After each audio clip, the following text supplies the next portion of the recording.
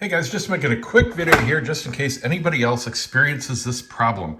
Notice the light flickering in there. This is a GE fridge and we've got these LED lights all around, goes all the way around, and they're kind of like old school Christmas lights. When one goes out, they all go out. So you might open up your fridge and the lights don't work, even if you press the switch and it pops out, they're supposed to come on and they don't. Or like mine, you'll see them flickering, and that's not just the frame rate of the camera, it's actually flickering. And if you look at this one right here, you can see it's really dim and it's actually flickering. So it's almost dead and it's affecting the whole string basically.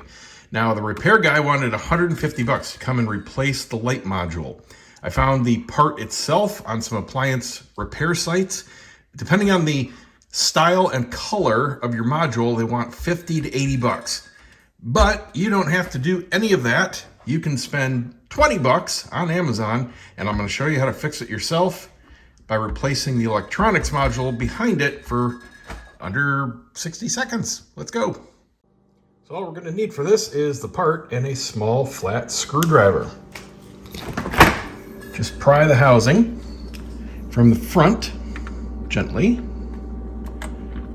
It's not on there with much tension. This is hard because I'm not left-handed. There we go. It just pops out, just some loose tabs holding it in. And now we're just going to unclip the power wire. And don't worry, it won't fall in, it doesn't go anywhere. I'm going to switch hands here. Just squeeze it, unclip it. Then we have the whole assembly. You can see without it in the chain, like it's completely burned out. The lights are now off. So all we're going to do is slide this board out this way. It's held on by this little peg here, so you can't just slide it completely. What you need to do is just pry one of these tabs here a little bit to give yourself some clearance. Pop this up, and then it'll clear that little peg hole, and we'll slide it completely out. With it out of the clips there, it just comes out. So we can see all the electronics and the LEDs on this single board, and whatever's wrong with it, who cares? Chuck it. And our new one goes in exactly the same way. Just slide it in, align it with the pin, snap it down.